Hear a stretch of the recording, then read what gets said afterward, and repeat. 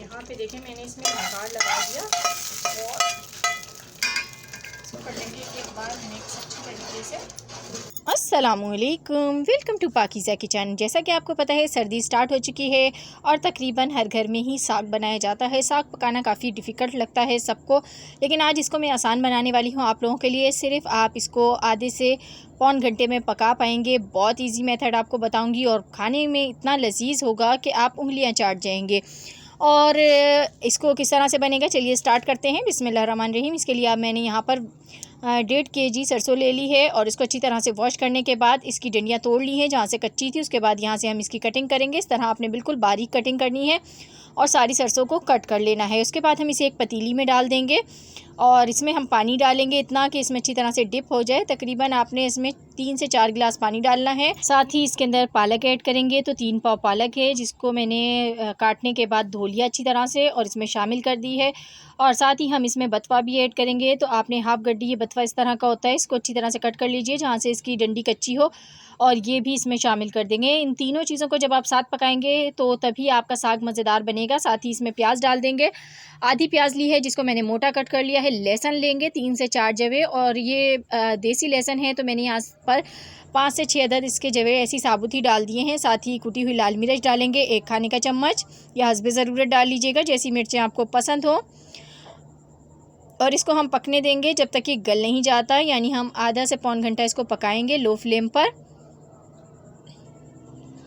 तो देखें यहाँ पर इसको पकते हुए तकरीबन 40 मिनट्स हो चुके हैं और अब हम इसको चेक कर लेते हैं। तो देखें यहाँ पर हमारी जो सरसों है यूँ प्रेस करेंगे तो ये बिल्कुल जो है आसानी से टूट रही है। इसका मतलब है ये गल चुकी है।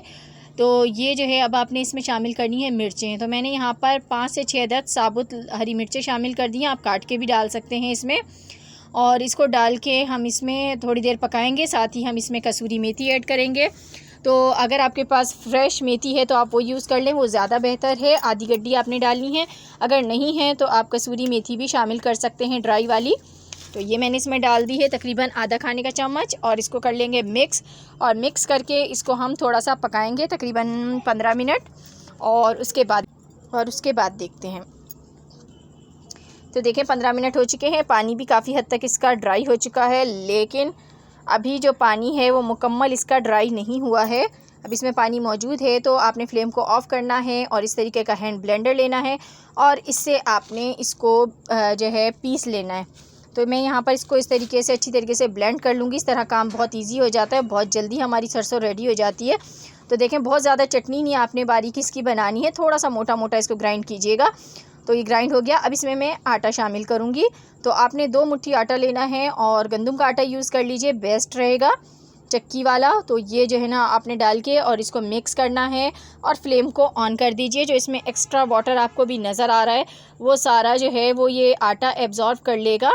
और इसको हम कुक करेंगे ताकि हमारा जो साग है वो जल्दी ख़राब भी ना हो, क्योंकि इसको स्टोर भी किया जाता है और जब आपका दिल करे आप बघार लगा के इसको यूज़ कर सकते हैं। ये ख़राब नहीं होता इतनी जल्दी, तो आप इसको आराम से 3 महीने चला सकते हैं। तो अभी मैंने आटा मिक्स किया, इसको कुक कर लेंगे अच्छी तरह। तो देखें मैंने 10 मिनट तक इसको कुक कर रही हूँ यहाँ पर और इसका जो पानी है देखें अब ड्राई होने लग गया है और साग जो है हमारा रेडी हो गया है। फ्लेम को ऑफ़ करते हैं और अब हम चलते हैं इसके तड़के की तरफ। इसका तड़का रेडी कर लेते हैं।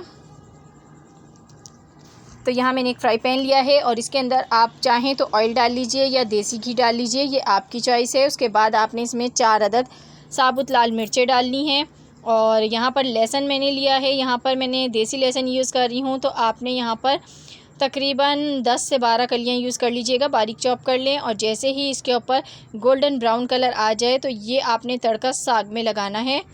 तो यहाँ मैंने देखें साग में तड़का लगा दिया और इसके बाद आपने इसको मिक्स करना है अच्छी तरह। और यहाँ भी इसमें एक चीज़ मज़ीद ऐड होगी, लेकिन आप लोगों से यहाँ मेरी छोटी सी रिक्वेस्ट है, वीडियो को अभी तक लाइक नहीं किया तो जल्दी से प्यारा सा एक लाइक कीजिए, चैनल को सब्सक्राइब कीजिए और बेल को नोटिफिकेशन पे कीजिए ताकि मेरी हर नई वीडियो आपको देखने को मिल सके। तो देखिए मैंने फ्लेम को ऑन कर दिया है और इसके अंदर अब हम ऐड करेंगे हरा धनिया। तो 1 गड्डी आपने हरा धनिया ऐड करना है और इसको आपने 2 से 3 मिनट सिर्फ कुक करना है, ज़्यादा नहीं पकाएंगे। बघार लगाने के बाद धनिया डाल के 1 से 2 मिनट हम इसको कुक करेंगे और उसके बाद जो है ये हमारा मज़ेदार सा साग बन के रेडी हो गया है। इसको डिश आउट करते हैं और आपको दिखाते हैं। तो देखिए कितना लजीज साग बन के रेडी हुआ है। तो इसको आपने मक्खन डाल लीजिए या असली घी डाल के इसको सर्व कीजिए। बहुत मज़ेदार लगता है, बहुत ही लजीज लगेगा आपको ये, और आपको गांव की याद आ जाएगी इसे खाते हुए। साथ में मकई की रोटी भी आप लस्सी बनाइए और एंजॉय कीजिए अपनी सर्दियों को, और मुझे फ़ीडबैक दें कैसी लगी आपको मेरी आज की रेसिपी। इजाज़त दीजिए, अल्लाह हाफिज़।